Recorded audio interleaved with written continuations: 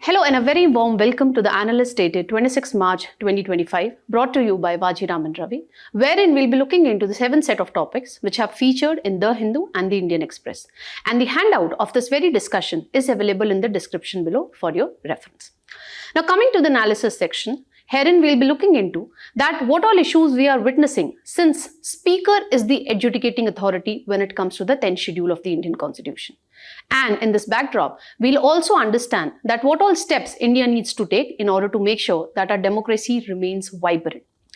Coming to the second topic, herein we'll be understanding that how this artificial intelligence revolution is going to create opportunities as well as challenges for the workforce in India, and what all steps the government needs to take in order to make sure that we tap the potential of artificial intelligence also, and at the same time, we also ensure inclusive growth. Coming to the simplified section, herein we'll try to understand the news in the most simple manner possible, and we'll also be doing some value addition which would be very relevant for your upcoming prelims examination. So let's begin. Let's begin with our first topic.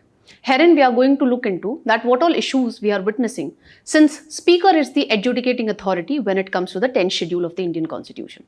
This particular topic is very relevant from our GS paper 2, especially the Parliament and the State Legislature topic. Now what has happened? Now, certain MLAs of the Telangana State Legislative Assembly, they have defected, and the Speaker is not taking action with respect to this. The matter has went to the Supreme Court, and this time the Supreme Court is questioning this thing, that being a constitutional court, can it do anything? Does it actually have the power to direct the Speaker, who is the constitutional authority when it comes to adjudicating the disqualification proceedings? And if the Speaker do not adjudicate these disqualification petitions within the reasonable time frame, can Supreme Court do anything in this backdrop? With regard to this particular context, we need to first know certain aspects with regard to anti-defection law. Now, this particular law was inserted into the Indian Constitution through 52nd Constitutional Amendment Act of 1985, and it also inserted the 10th schedule into the Indian Constitution. Now, we need to know on what grounds the disqualification proceedings could be initiated or defection proceedings could be initiated against the members. First and foremost, if an elected member voluntarily gives up their membership of a particular political party from whose party ticket they actually became the members of that concerned house. Then, if they violate the party whip instructions. Okay, so in this backdrop, you need to know what are the different types of whips. First is one-line whip. So in this, the party whip would only be telling you that, okay, on this particular day, voting is going to happen. The whip would not be telling you that whether you need to be present or you can abstain from voting. Okay, so it's your choice. Then we have two-line whip. In two-line whip, the party whip would be telling you that, listen, on this particular day, voting is going to happen on a particular issue and you need to be present. The party whip would not be giving you any instruction with regard to the pattern of voting, whether you have to vote for or against that particular issue. Okay. Third and the most important whip is three-line whip. Herein, the party whip would be telling you that, okay, on this particular day, voting is going to happen on a particular issue, you need to be present, and the party whip would also be telling you, would also be giving you the direction with regard to the pattern of voting, whether you have to vote for or against that particular issue. So, if an MP or MLA violates this third line whip, then this defection proceedings can be initiated against that particular member. When you talk about the elected members, basically the independently elected members, okay, who actually became the member of the house without any particular political party ticket. Okay, so if the independent elected members, they join any particular political party, once they have become the member, then they would be consider that they have defected and disqualification proceedings could begin against them. When you talk about nominated members, the things are a bit different here. Nominated members, from the day they have become the member of that concerned house, from that particular date, they have 6 months. So within the 6 months, they have the freedom, they can join any particular political party. But once this window of 6 months get over, if after 6 months they join any political party, then the defection proceedings would be initiated against them as well. Now, there are certain exceptions to this anti-defection law also. If a member is, leaving his or her political party, why? Because his political party is going to merge with other political party, and this merger is actually being approved by 2/3 of the members. And the exception is also with respect to presiding officers. If a MP or MLA has got elected to the post of speaker, okay, of the concerned house, or maybe the chairman of the Rajya Sabha, so in that case, if this particular MP or MLA, voluntarily gives up the membership of that particular political party, and if he or she rejoins his political party once he ceases to be the presiding officer, in both of the cases, anti-defection law would not be applicable. This is being done to uphold the dignity and impartiality with respect to this particular position. Now, when it comes to anti-defection law, who is the deciding authority? So, deciding authority is going to be a presiding officers. Speaker in case of Lok Sabha, chairman in case of Rajya Sabha. Okay. Previously, according to the anti-defection law, the original law which was there in the Indian Constitution, the decision of the presiding officer could not be questioned before any court. But in Kihoto Holohan case, 1992, Supreme Court stated that no, when the presiding officer would be deciding the disqualification proceedings, it would be merely acting as a tribunal whose decision would be subjected to judicial review on ground of malafide. So now the decisions of the presiding officer are subjected to judicial review on grounds of malafide. Then when it comes to rule making power, again, who has this power? It is with the presiding officer. One thing that you need to keep in mind when it comes to a prelims examination is, if a MP or MLA is defecting from his or her political party to another political party, it is not going to have any immediate or automatic effect. What do I mean by this? The speaker or the presiding officer of that concerned house is not going to take any action until and unless a member of that concerned house raise the complaint with respect to the other member who has defected. So until and unless the presiding officer do not get any complaint with respect to defection, no disqualification or defection proceedings would be initiated against a particular member. Okay. Now, before taking the final decision, the presiding officer can refer that matter to the Committee of Privileges. Now, why this anti-defection law was needed? Before this anti-defection law came into picture, we were witnessing this Ayaram and Gayaram politics. Okay, there were frequent defections. This led to political instability also. Okay, and we were witnessing higher use of money and muscle power when it comes to deciding that who is going to form the government. This was even against this principle of representative democracy. Why? Because voters have given you vote since you aligned with a particular political party's ideas. But once you got elected, you defected towards other political party. So this is even against a representative democracy. Then this was very well needed to maintain the stability of the government in power, okay, to maintain the cohesion, and in order to make sure that all the members belonging to a political party should give their vote in one direction, okay. So this should show, unity when it comes to a political party. And it was for the first time with this anti-defection law, we gave constitutional recognition to the political parties, okay. Before that, this word political party was not given constitutional status. So this recognition was given with the help of anti-defection law. Now, what all issues we are witnessing when it comes to anti-defection law, since speaker is the adjudicating authority? First and foremost, partition role of the speaker or the presiding officer per se. Now, this becomes important when it comes to speaker, because when you talk about the Rajya Sabha, there the chairman is not a member of the, house, okay. So this issue becomes more pertinent when it comes to the speaker. Why we witness partition role of the speaker when it comes to deciding the disqualification proceeding or defection proceedings? Because usually the presiding officer, the speaker, belongs to the ruling government, okay. And what we have witnessed is whenever the opposition members, they come and join hands with the ruling political party, in that case, we have witnessed that the speaker do not take any action or delay the disqualification or defection proceedings. And this was something that we witnessed in case of Andhra Pradesh, wherein the opposition political party members, they have joined hands with the ruling political party, and speaker did not take any action for 1.5 years, okay. And this is also because the presiding officer would be staying in the office until unless he or she is going to enjoy the majority support, and majority support is with the ruling political party. Okay, that is why the previous Lok Sabha speakers, that is Ravi and Shivraj Patil, they have also questioned this thing, that whether the speaker has the legal expertise to actually act as an adjudicating authority when it comes to deciding the disqualification or defection proceedings. Then another issue with respect to this thing is the constitution is silent. It has not given any time frame within which the presiding officer has to take the decision with regard to the defection proceedings. And this is the reason why we are witnessing time and again delay when it comes to disqualification or defection proceedings at the hand of the speaker.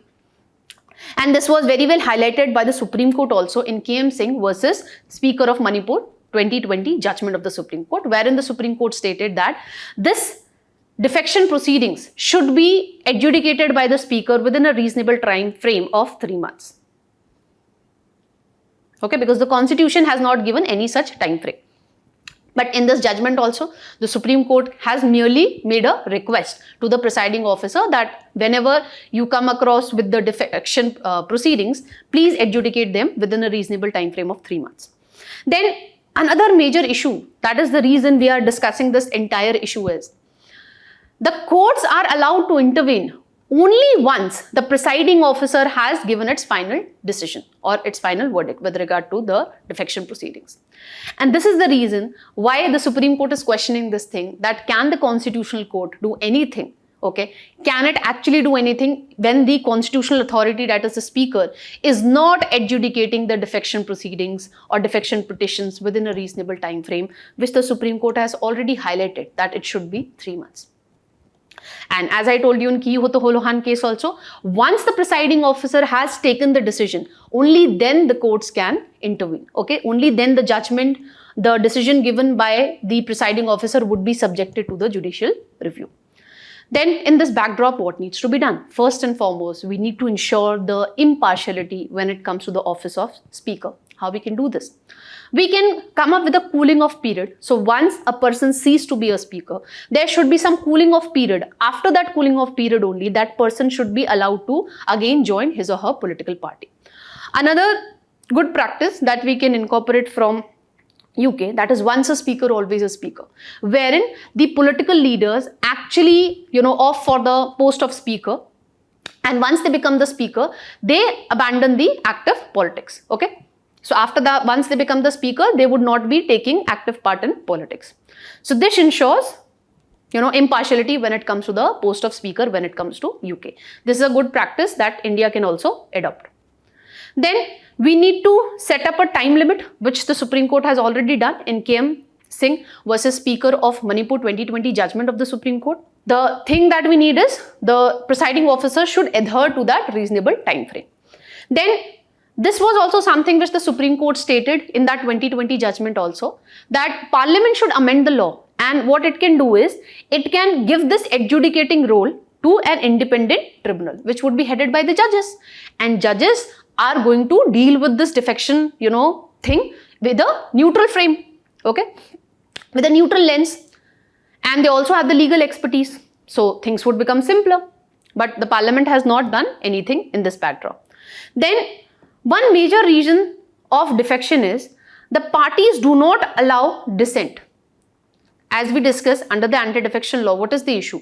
Once the third line whip has been issued, you have to abide by your party whip instruction.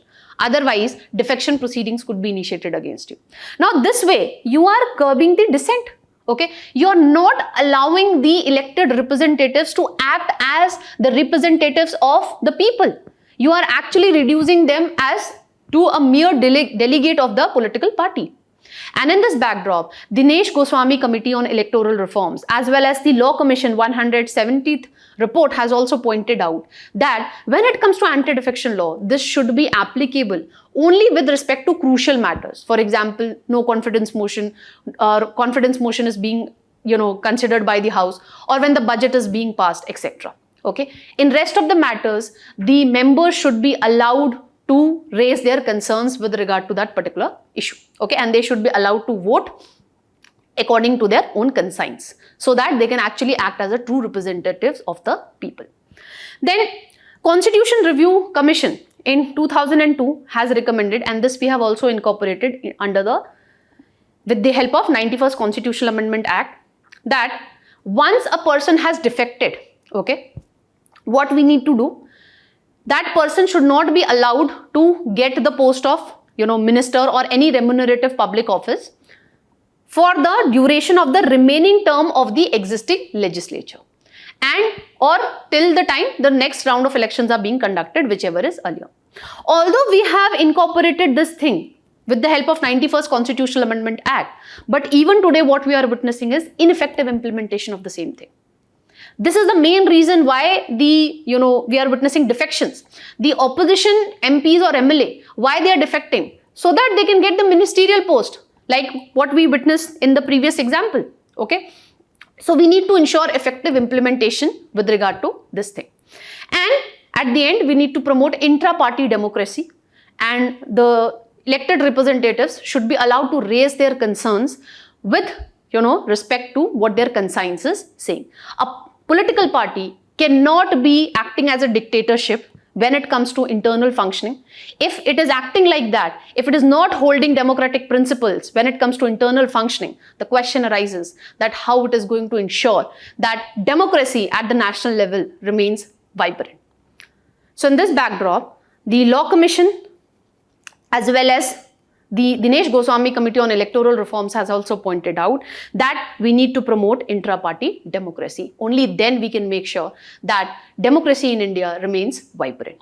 That's all that we need to know with regard to this particular topic. I have framed a practice question for you. So do practice this particular question and let us know your answers in the comment section. With this, let's move on to the next topic.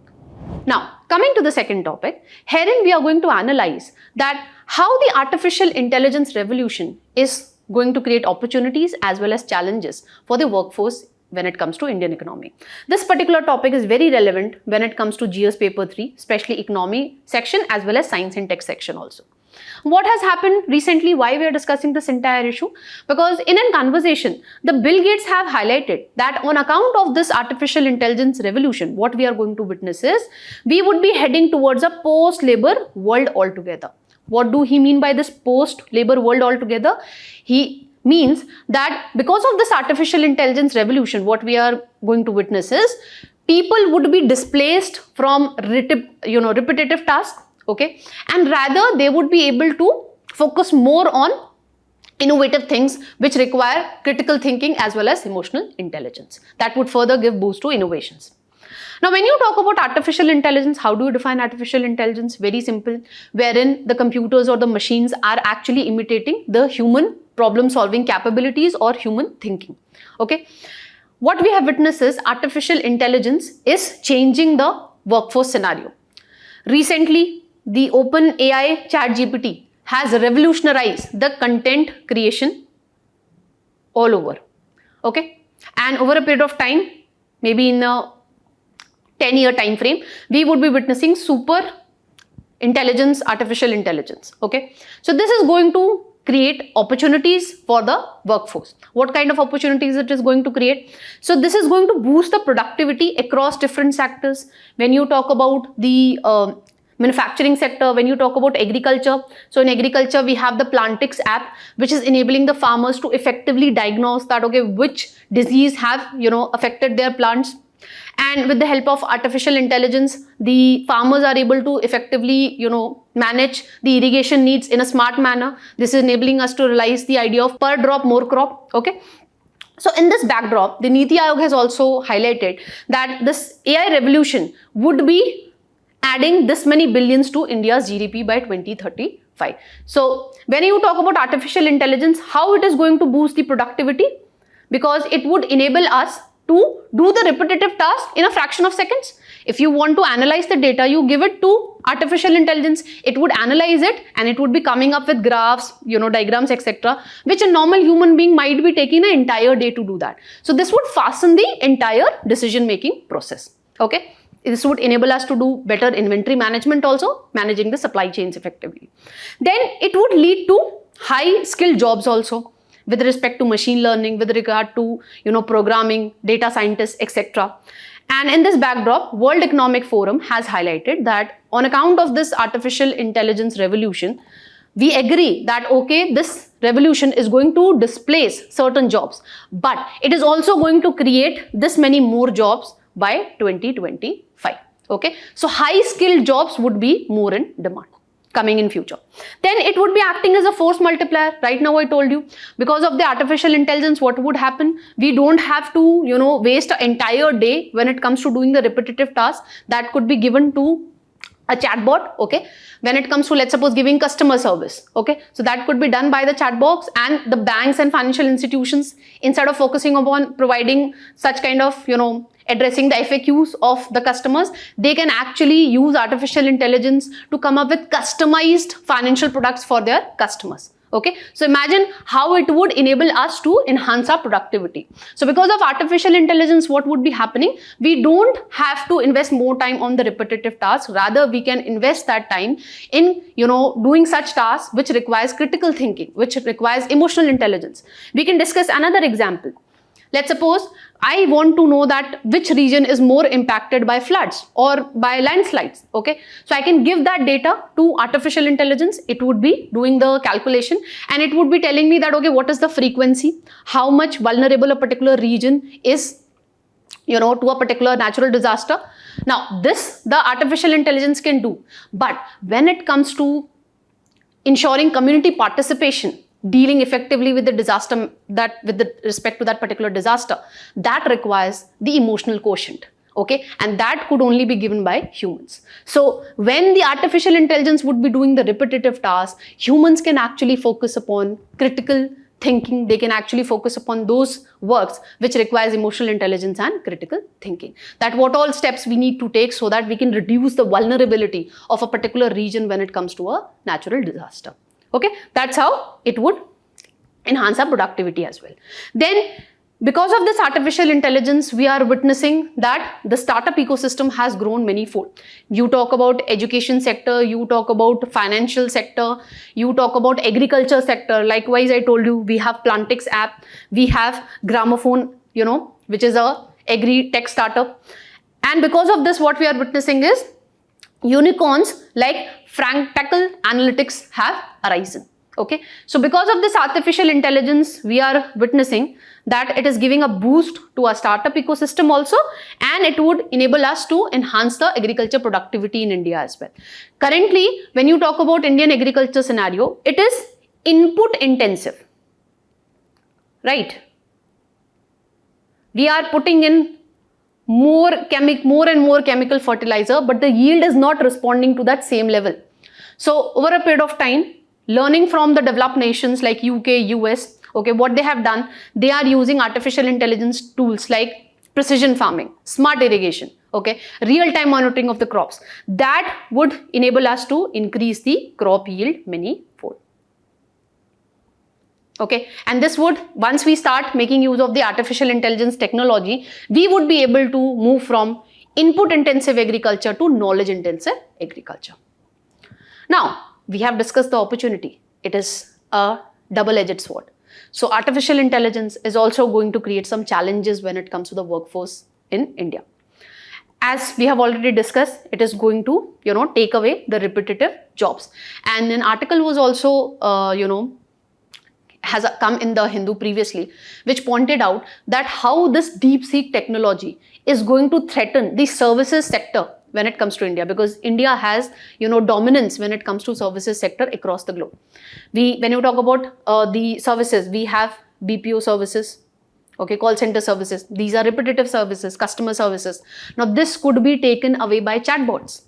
Okay, so when you talk about artificial intelligence, it is going to take away these repetitive jobs. The number could be around 85 million jobs, as has been highlighted by the World Economic Forum in its Future of Job report. Then the today's editorial, which has come up in the Indian Express, it has pointed out that when you talk about this artificial intelligence, it is actually leading to more and more innovation with respect to software. Okay, we are not witnessing more and more innovation when it comes to the hardware. Hardware is, I am connecting it with the robotics. So what this article has pointed out, that since we are witnessing because of this artificial intelligence revolution, more and more innovation in the software. This is going to have a major impact on the white collar jobs, basically teachers, the lawyers, okay, programmers, etc., or which requires basically human intelligence, okay, and that is what is being done by artificial intelligence. So the article has pointed out that it is going to have a major impact on the white collar jobs. But when you talk about blue collar jobs, basically the manufacturing or construction related work which requires physical labor. Now when you talk about robotics, although it is cost effective, but we are not witnessing a higher maturity when it comes to robots, okay. So for the medium term, the blue collar jobs would not be that much affected. What effect we are going to witness when it comes to the white collar jobs? They would be severely impacted because of the, time and again advancements when it comes to the software. You take the example of ChatGPT, 4th version has come up, and that is severely impacting the, the working of journalists, that is severely impacting the works of the content creators, the writers, etc. Then previously, the International Labour Organization has came up with its report in 2024, wherein it has highlighted that because of artificial intelligence revolution, what we are witnessing is the labor share in the total income that has fallen down by 0.6% between 2019 and 2022.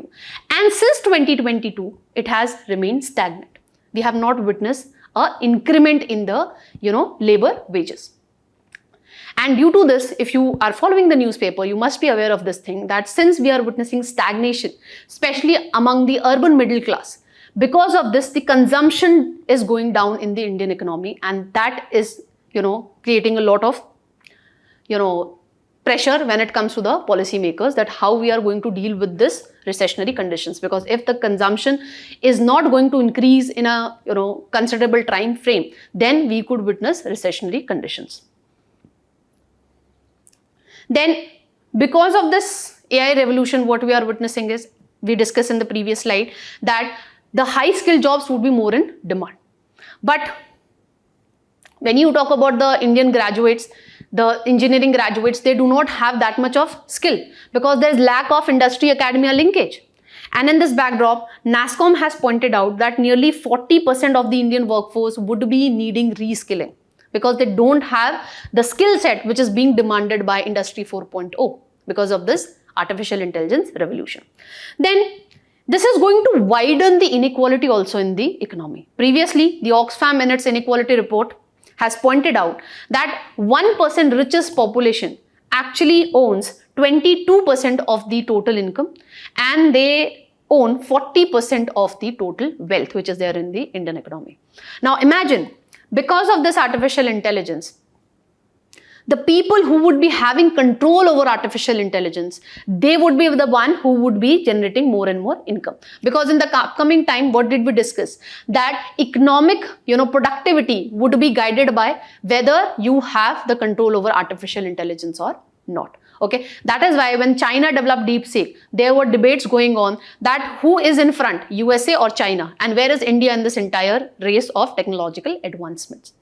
So whosoever is going to own, not just in the Indian economy, at the global level also, the global power would be determined based on this thing, that how advanced technology you are developing.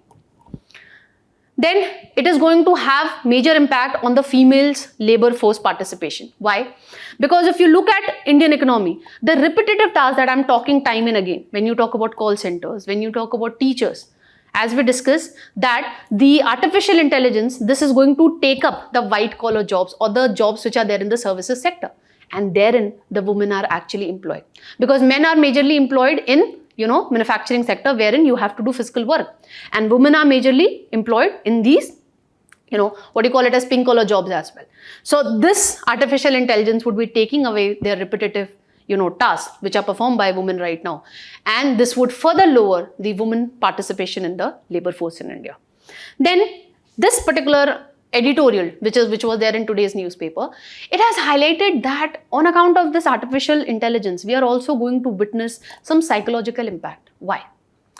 The writer has pointed out that when we do work we are doing not just to get the income, okay?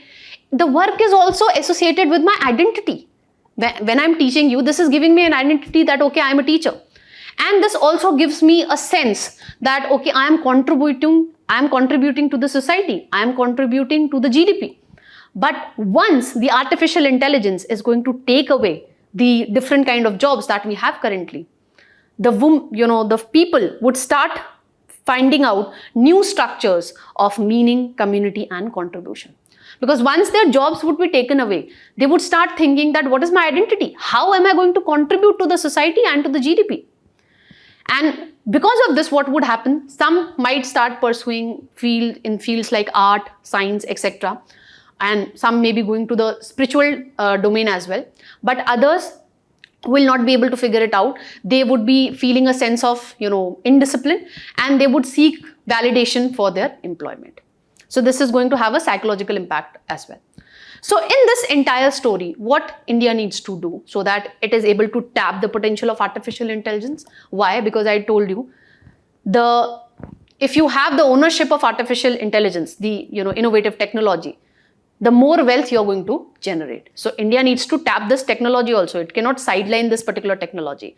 And at the same hand, we also need to make sure that we witness inclusive growth. We create enough jobs for our demographic dividend. Otherwise, it would turn out to be a demographic disaster. So what options are there in front of India? First and foremost, we need to address the skill gap. We need to do the capacity building of our workforce. And for that, we need to effectively implement these very campaigns which are being run by Niti Aayog, AI for All campaign and NASSCOM Future Skills Initiative. Okay, we need to strengthen the industry and academia linkage, and we can go up with the professors of practice program, and this should be implemented in all the higher education institutions, that the experts from the industry, they should come and they could give the practical hand-on experience or training to the graduates. Okay, this would make sure that the industry 4.0 has the adequate skilled manpower as well. Then we need to promote indigenous artificial intelligence research and innovation, because as I told you, this is going to decide the equation when it comes to global geopolitics also. And lastly, because of this whole artificial intelligence debate which is going on, we are sidelining the privacy concern. So we should not do that, because that is very integral to the dignity of an individual. And in this backdrop, what we can do, we can learn from European Union, their journal data protection regime, okay, wherein they have paid attention to the privacy concerns also. And one more thing that we can do is, all the countries should come together and they should develop an ethical framework when it comes to artificial intelligence, so that we can make sure that we move in the direction of responsible and ethical artificial intelligence. That's all that we need to know with regard to this particular topic. I have framed a practice question for you people. Do practice this question and let us know your answers in the comment section. We'll be happy to see that. With this, let's move on to the simplified section. Now, coming to the first topic of simplified section, this is related to Disaster Management Amendment Bill, which has recently been passed by the Rajya Sabha. Last year, it has already been passed by the Lok Sabha. Now, when it comes to this particular news, this was the only thing that was relevant, that okay, Rajya Sabha has passed this particular bill. We need to know from a prelims perspective, what are the key provisions of this particular bill. So first and foremost, when it comes to preparation of disaster management plans, previously the national and state executive committees used to give directions to the National Disaster Management Authority and State Disaster Management Authority. But now, after the enactment of this bill, what would happen? These two bodies would be responsible for preparing the disaster management plans themselves. Okay. Then these two bodies would also be given additional functions with regard to assessing the disaster risk, provide technical assistance, recommend relief guidelines as well. This would enable us to have a proactive approach when it comes to disaster management. Then we need to set up comprehensive database. Okay, only then we will be able to identify that okay, which region is more vulnerable to a particular disaster and what all adequate steps we need to take in this particular backdrop. So this database would be at both the national as well as state level. Okay, which would give you the information with regard to the severity of disaster risk, basically the vulnerability, what all funds have been allocated to deal with that particular disaster, how much expenditure we have done, what relief operations we need to carry out, etc. Then when it comes to appointment to this National Disaster Management Authority, Previously, the appointments was done by the central government. But now, this authority has been given the power, with the help of this particular bill, that it would be having the power to specify what all staffs it needs, what all skill set it needs, what kind of experts it needs. But ultimately, the officers would be appointed after getting the approval from the central government. So it would not be a top-down approach wherein central government is picking anybody and appointing to the National Disaster Management Authority. It would be this particular body which would be figuring out that, okay, what kind of skill set, what kind of experts we need, and accordingly, based on central government approval, such people would be appointed. Now, if you are following the newspaper, you must be aware of the phenomenon of urban floods. Keeping this thing in mind, we have come up with, Disaster Management Authority at the urban level as well, okay, which would be created in state capitals and cities which have a municipal corporation, so that we can have a curated disaster management approach when it comes to the city, at the city level also. When you talk about the urban disaster management authorities, the chairperson would be the municipal commissioner and the vice chairperson would be the district collector. Then previously, when you talk about the Disaster Management Act, we had only the National Disaster Response Force. Okay, now we will be having a state disaster response force as well. Now this bill has given the power to the state government to constitute this thing, and it would be defining the functions as well as the term of service of the members of this particular force. Okay, this would enable us to ensure proactive approach when it comes to dealing with the disaster at the local level. So we'll be moving from top down approach to bottom up approach. Okay, and then the bill would be giving statutory status to these two bodies, National Crisis Management Committee and High Level Committee. What function these two committees are going to do? So when you talk about Crisis Management Committee, it looks into that whether the concerned authorities in a particular region is well prepared to deal with a particular disaster, okay, which is going to affect that particular region. And when you talk about High Level Committee, it would be looking into the funding needs of the different state governments. Okay, so this amendment bill which actually enable us to move from top-down approach to a bottom-up approach, and it would enable us to put in place a proactive approach when it comes to dealing with the different kind of disasters. That's all that we need to know with regard to this particular topic. Let's move on to the next one. Now, coming to next topic, this is related to in-house inquiry which is going to be conducted against a Delhi High Court judge. This particular topic is relevant from the polity section. Whatever is relevant, I have highlighted for your reference. This you will get in the handout section. Let's decode the news in a systematic manner. So what has happened? Previously, fire broke out at the residence of Justice Yashwant Verma, who is a Delhi High Court judge. Okay, so when the fire operators were controlling the fire, they found burned cash, huge piles of burnt cash. So in this backdrop, the Chief Justice of Delhi High Court actually conducted a preliminary inquiry. And after conducting this preliminary inquiry, he reported to CJI that a deeper inquiry is needed in this particular issue.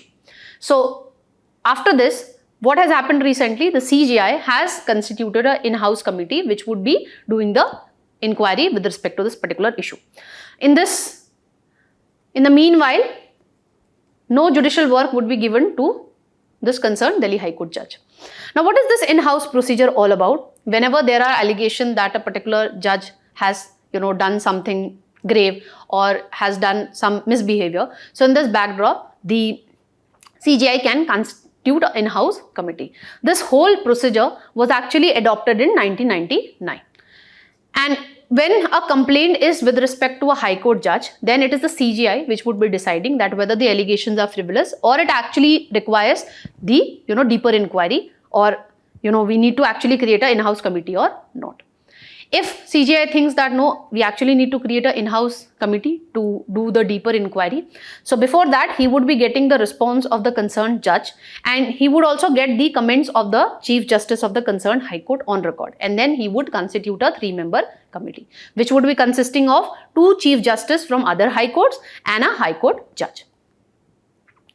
Now, if the committee finds out that the concerns are serious and it warrants the removal of the judge, then the court would be telling to that particular judge that you can resign, and if the judge refused to resign based on the recommendation of the in-house committee, then a formal procedure would be initiated through the parliament. What procedure is there when it comes to removal of judges? We will be discussing in the next slide. Now, what happens if the allegations are against the Chief Justice of a concerned High Court? So, in that regard, the in-house committee would be consisting of a Supreme Court judge and 2 Chief Justices of other High Courts. And if the allegations of misbehavior are against a Supreme Court judge, then the in-house committee would be consisting of 3 Supreme Court judges. Now, in this article,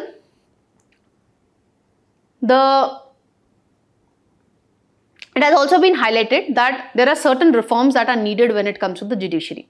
First and foremost, we need to disclose the key findings of the in-house inquiry committee. Right now, all the findings are kept confidential. So this actually lowers down the confidence of the public when it comes to judiciary. So in order to instill confidence of the public when it comes to judiciary, and in order to improve transparency when it comes to the entire functioning of this in-house inquiry committee, we need to bring out the key findings of the committee in public. Then, even if the in-house committee finds out that, okay, this judge has done something grave, okay, then also he is not booked for criminal punishment. So this needs to be done so that other judges would not be misusing their office or their post. Then instead of creating in-house committee time and again, what we can do is we can adopt the practice which is there in UK. So they have a permanent judicial conduct investigation office which actually does the inquiry with regard to judges, whatever allegations are there with respect to judges. So we can also do this thing. We can adopt this practice from UK. Now the article also highlights that one of the major reasons when it comes to judiciary is the appointment through collegium system. Okay. And in this backdrop, we need to reignite the debate with regard to National Judicial Appointment Commission. And when it comes to this NJAC, Supreme Court has already struck it down, okay, way back in 2015.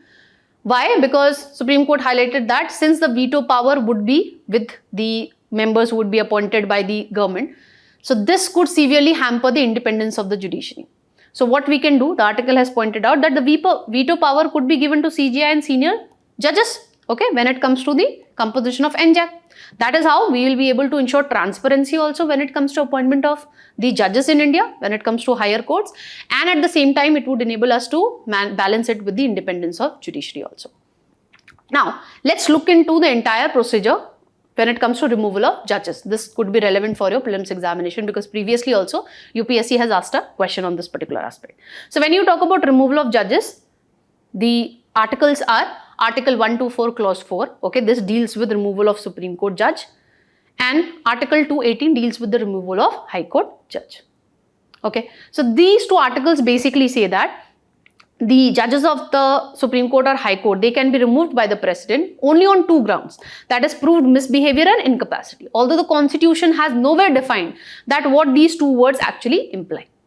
Okay, and this article clearly outlines, these 2 articles clearly outline that for removal of a High Court judge or a Supreme Court judge, we need special majority.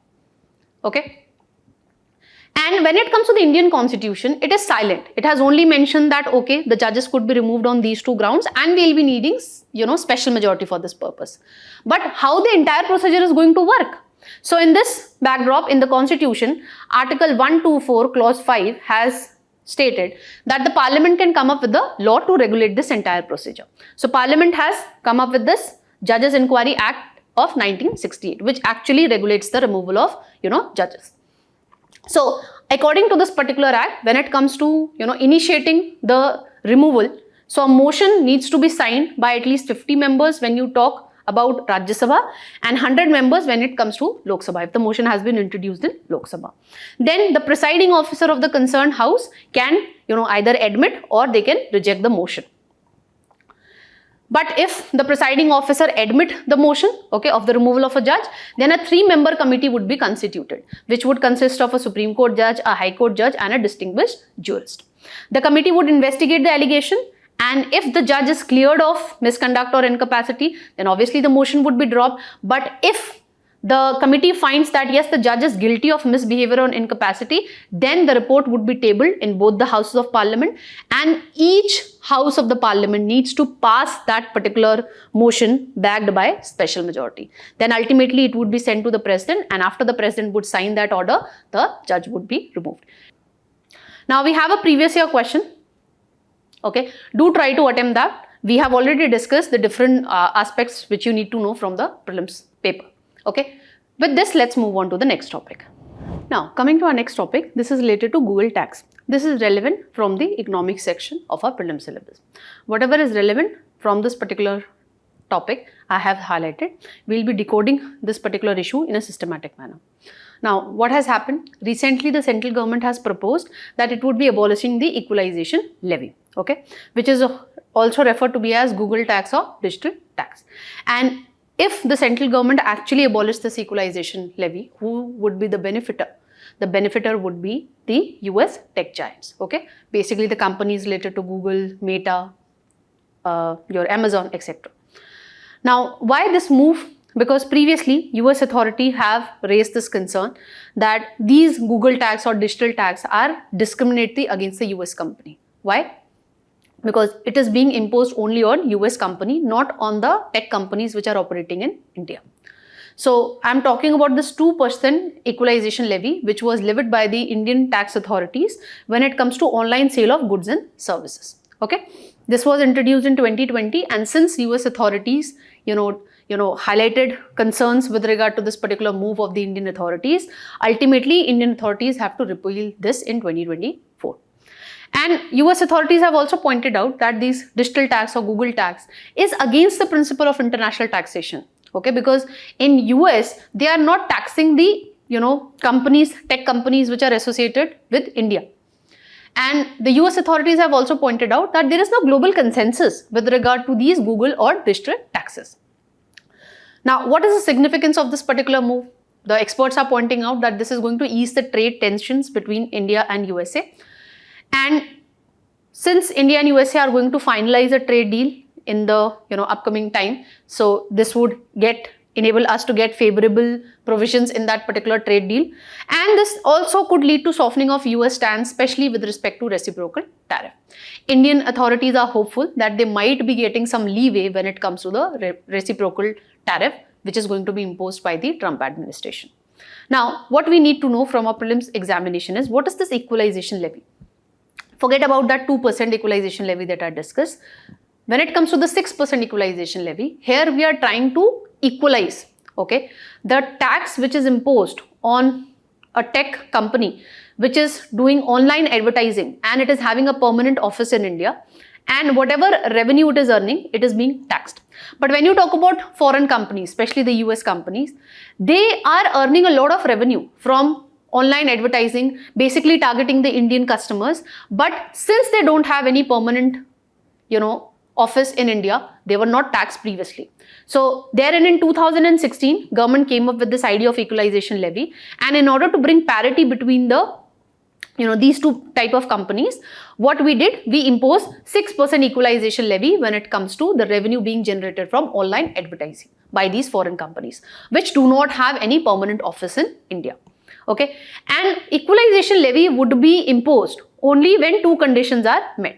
First and foremost, that particular company should not be having any tangible presence in the Indian economy. That means it should not have any permanent office here, and that is why it should be considered to be as a foreign company. And the payment which it is earning from providing online advertising services, it should be more than 1 lakh in a financial year. Okay, then only equalization levy of 6% would be imposed. Now, this equalization levy 6% that I'm talking about, it tried to maintain the parity between the two kinds of company. Now, equalization levy also depends upon the type of services we are talking about. So, when I talk about online advertising, we impose 6%, and previously we have imposed this 2% equalization levy when it comes to online sale of goods and services. Because of concerns being highlighted by the USA authorities, we have to repeal it in 2020. That's all that we need to know with regard to this particular topic. Let's move on to the next one. Now, coming to the next topic, herein the SEBI has decided to increase the foreign portfolio threshold limits. This particular topic is relevant from again the economy section when it comes to the prelims examination. Now, whatever is relevant I have highlighted. Let's understand this particular news. Now, first and foremost, we need to understand that why is it so that the foreign portfolio investors are leaving the Indian equity market? Various reasons are there. Okay, first is dollar is strengthening, whereas rupee is depreciating. Okay, US economy is performing very well. So US bond yields are also very high. Okay. Whereas when you talk about the Indian economy is not performing very well. And one major reason is the reciprocal tariff debate that is going on. Because of this unpredictable, trade policies when it comes to the Trump administration also, the FPIs are leaving because they don't want to take any risk. Okay. One reason which SEBI thinks is why the FPI are leaving India equity market is because the threshold to give the disclosures, okay, with regard to how much profit you have gained, in which all equity, you have invested, which company you have invested. So if they are bringing more than 25,000 crore, okay, into the Indian markets, then they have to do the disclosures. So this increases the disclosure compliance, okay, because of which SEBI thinks that FPI is leaving the Indian equity market. So in this backdrop, what SEBI has decided that we will be increasing the threshold from 25,000 crore to 50,000 crore. Okay. Only when this much amount, more than this amount would be coming in form of FPI, then whatever profits the foreign investor would be booking, with regard to that, they have to give the details. Now, what is relevant from our exam perspective is what is the difference between FDI and FPI? So this difference was clarified by Arvind Mayaram panel. Okay, and the recommendation of this panel was accepted by the Indian government in 2014. Okay, so what this panel suggested? So when you talk about FDI and FPI, when it comes to the listed companies is whose shares are actually listed on the stock exchange, like your Reliance, Tata, etc. So when you talk about listed company, if the foreign investor is holding 10% or more than 10% of the total paid up equity capital, then we'll be categorizing it as FDI. But when the foreign investor is holding less than 10% of the total paid up equity capital, that would be categorized as FPI. When you talk about unlisted company, okay, whose shares are not listed on the stock exchange, for example, Razorpay, okay, so in that regard, whatever investment is coming from a foreign investor, that would be categorized as FDI only, no FPI. Okay, so this is the distinction between FDI and FPI. Now, when you talk about the FII, foreign institutional investors, this is basically a subset of FPI only. Here also the investment would be less than 10% of the total paid up equity capital. The difference is here the institutions are bringing the investment, basically mutual funds, pension fund, investment banks, not a single retail investor. Okay, one word I have mentioned, paid up equity capital. What is this? What is paid up equity capital and what is authorized equity capital? So, in order to understand these two concepts, let's assume this is a glass, okay. The water is filled to this level. So, the maximum amount till which I can fill the water, this is something you can associate with authorized equity capital. That is the maximum amount of capital that a company can raise by issuing the maximum amount of shares in the market. Okay, that is what is authorized capital, what it is authorized to do. When you talk about paid up equity capital, it could be associated with the level of water which is there. Okay, so what actual amount of shares the company has actually issued in the market and capital which it has raised, that is termed as paid up equity capital. This is something that you can associate with your UPSC preparation also. Authorized capital, the maximum potential till which you can study. Paid up equity capital is the level till which you are actually putting in the effort. Okay. Now, let's just quickly sum up the difference between the two types of foreign investment. So, when you talk about FDI, they basically come here for a long-term perspective to get the managerial control. But when you talk about FPI, they basically, do the investment in financial instruments. Then investment horizon, FDI for larger term, okay. When you talk about FPI, they are here for a very short-term horizon, okay, because they can live your country with a click of mouse. Then when you talk about control, as I told you, FDI, they are bringing the investment to get the managerial control, okay. But when you talk about FPI, they don't have any managerial control. When you talk about the risk, so the foreign investors who are bringing the FDI, they face a lot of risk because if your economy is not performing well, then also they cannot leave your country with a click of mouse, which the FPI can do. So when you talk from the perspective of foreign investors, okay, the foreign investor who is bringing FDI, he or she would be facing more risk as compared to the person who is bringing FPI. Okay. From the country's perspective, the things would change. Now, when you talk about the impact on host economy, it would be FDI, okay, and not the FPI. When you talk about regulation, so we have stringent regulation when it comes to FDI. FDI is allowed through two routes. One is the automatic route, other is the government route. Automatic route, wherein you don't need to get any government approval, especially in the non-critical sectors, okay, the FDI is allowed. But for certain sectors, government approval is needed, okay. For example, news and broadcasting, plantation, etc. So when you talk about the government approval, we have foreign investment facilitation portal, okay, wherein whatever FDI needs government approval, this needs to be, first listed here on this particular portal. This is basically managed by DPIIT, okay. So this Department for Promotion of Industries and Internal Trade, whenever a notification would be coming on this particular portal, this particular entity would be transferring that particular request to your RBI, to Ministry of External Affairs, Ministry of Home Affairs, and to the concerned ministry wherein this FDI is going to come. Everybody would be giving a big thumbs up, then that FDI would be allowed.